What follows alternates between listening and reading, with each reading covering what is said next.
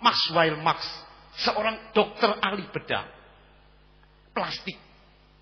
Pada saat dia bedah plastik, ada seorang salesman yang tadinya luar biasa karir maju, tahu-tahu dia turun gara-gara luka di dekat hidung tabrakan.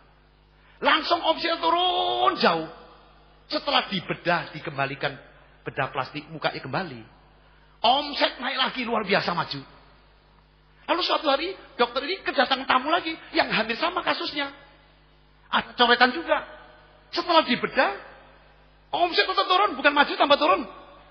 Berarti dia bilang, manusia itu bukan tampak luar yang penting, tampak dalam. Yang di dalam self image. Di dalam diri itu, citra diri. Jika citra dirinya sehat, siapapun dia bisa sukses. Inilah dhamma, kebenaran, kasus nyata. Jangan ikuti mitos-mitos yang sesat. Kalau kita tahu dilahirkan dengan demikian, saya bisa sukses. Itulah pikiran. Sehingga saudara saya Andri Wongso ini juga sama. Sewaktu dia kerja di, saudara saya waktu dia kerja di jadi pelayan toko. Waktu dia kerja hari pertama di pelayan toko melayani kabel-kabel listrik seperti ini. Hari pertama dia melayani kalau dalam dus diikat di plakban. Pembeli bayar ke dalam. Setelah pembeli bayar, dia keluar lagi. Dek, tolong dek, mobilnya di situ. Wah, Andri Wongso kaget. Hari pertama kerja sebagai pelayan kok nggak bisa masuk ke dalam toko. Ternyata setengah pelayan, setengah kuli. Berhubung dia punya mentalitas bagus, dia waktu ngangkat ngomong di sini, Andri, kamu orang luar biasa. Bukan ini kerjamu. Sabar, tahan. Gara-gara ada suara seperti itu, dia tahan. Ngangkatnya mantep banget. Ngirim barangnya kiri kanan mantep banget. Toko di pasar kenal di Jakarta kecil-kecil. Mereka mungkin melihat Andri Wongso, duh, bodinya bagus, mukanya cakep. Gak tepuk tangan keterlaluan semua.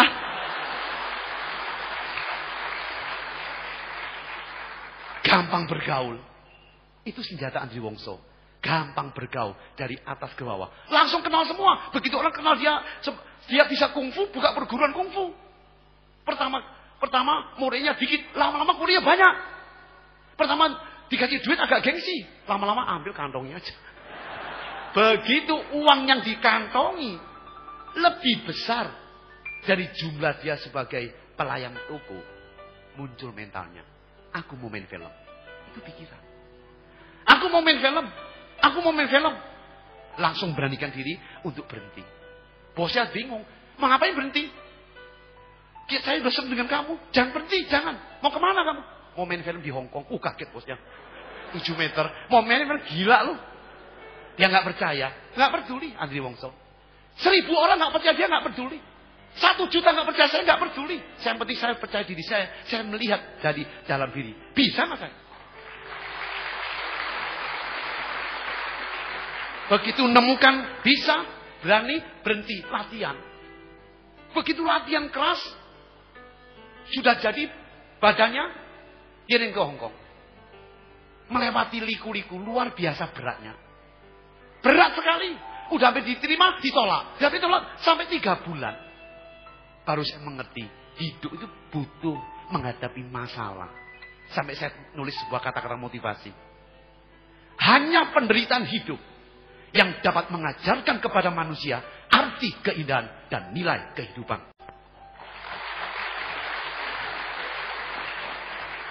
Jadi kalau punya tujuan gak usah takut. Gak usah takut menderita.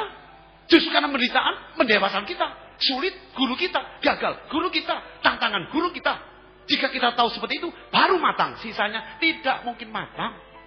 Sehingga lewat satu proses yang luar biasa, akhirnya Andri Wongso menjadi bintang film Hong Kong. Apa kabar? Luar biasa. Nah, itulah yang saya lewati nyata. Bahwa kekuatan pikiran akan bisa merubah kehidupan kita. Maka bebaskan dari mitos-mitos yang sesat. Mau sukses melalui dhamma, hidup sukses, bebaskan dari mitos-mitos yang salah. Apa saja? Nasib, keturunan, fisik dan kesehatan, pendidikan, warna kulit, gender, sio, bintang, dan waktu lahir. Ini termasuk mitos. Kalau Anda percaya secara buta, akan ada gelombang yang beda. Contoh, Kok nggak sukses Anda? Memang nasib saya seperti ini Pak, memang karma saya seperti ini. Pasti tidak mungkin mampu merubah kehidupan. Keturunan, kok nggak bisa sukses? Wah, saya keturunan orang desa Pak. Bapak saya juga buruh tani, ibu saya cuma binatu. Kalau itu yang disimpan, you are what you think. Apa yang Anda pikir, Anda citra diri Anda rendah, nggak mungkin berubah hidup. Sama. Kalau udah begitu jangan bilang karmanya, jangan bilang Tuhan. Kita yang membuat. Fisik dan kesehatan. Kenapa nggak maju kamu? Suka pilek Pak, suka bengek. Itu pun diurusi kayak macam majunya. Itu juga mitos. Pendidikan. SD, SMP, SMA. Sama. Saya ngajar lebih dari 30 universitas yang top di Indonesia. Termasuk UI. Dan saya dosen Kapita Selekta Bina Nusantara. Di UI bukan S1. Saya motivasi S2, S3. Sudah nggak terhitung. Sering kali. Banyak juga di antara kawan-kawan kita. Yang S1. Yang punya mental miskin. Loyo, letih, tidak disiplin, tidak tanggung jawab. Nggak punya kemauan, tidak punya PD. Banyak. Karena nggak mengerti hidup tadi. Untuk dihadapi. Jadi nggak bisa berhasil. Karena apa? Tergantung. Kadang-kadang ketinggi-tinggian nggak mau yang kecil. Yang kecil takut. Yang terlalu rendah takut untuk mengatasi kerjaan yang gede. Masalah banyak sekali. Warna kulit sama. Sukses bukan ditentukan warna kulit. Wow, dia orang Tionghoa patut sukses. Wah, dia orang Arab jadi sukses. Wah, dia orang kulit putih jadi sukses. Wah, dia orang hitam jadi sukses. Mitos. Mitos. Kita lahir di bumi ini punya hak untuk meraih kesuksesan.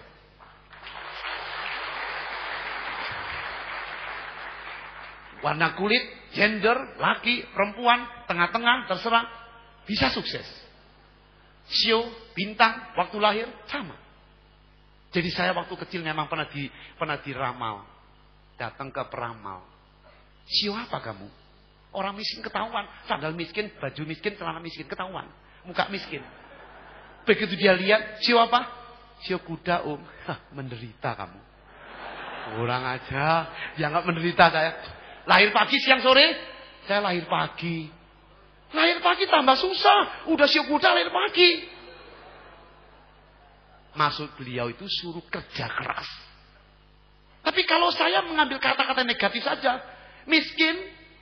Lahir pagi, miskin lagi. Sekolah SDTT. Waduh, gagalnya komplit gagalnya. Saya tidak mau tahu itu.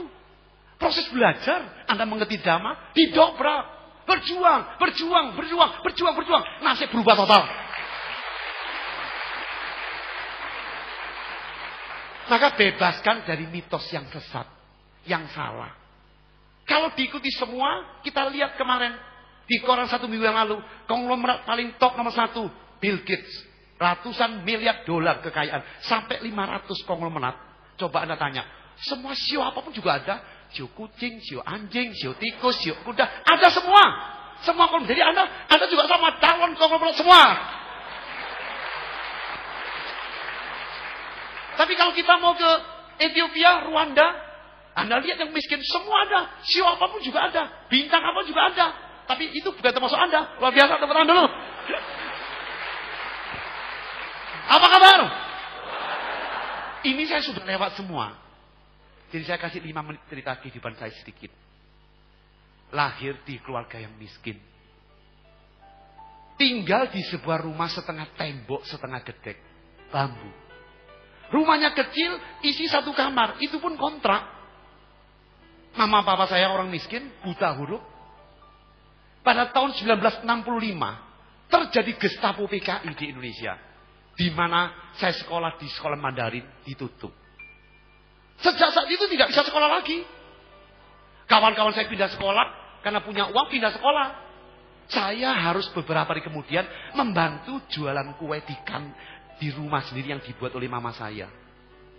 Kenapa jualan kue? Karena mama saya berjualan kue di kantin sekolahan. Begitu sekolah ditutup, harus bantu mama saya. Mama harus menghidupi 3 anaknya. Luar biasa beratnya. Dan saya tahu, seorang wanita yang begitu hebat. Miskin, buta huruf. Tapi cingsennya, mentalnya. Tidak pernah saya mendengar ibu saya ini mengeluh. Aduh, urip kok angel banget, aduh susah. Nggak ada. Mantap.